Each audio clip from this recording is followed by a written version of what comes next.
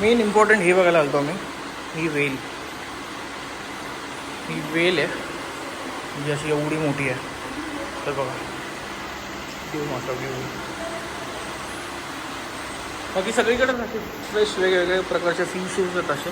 आणि हां हे बघा, हा कासव बघा कसला मोठा आहे, खूप मोठा आहे, जायंट आहे तो एकदम.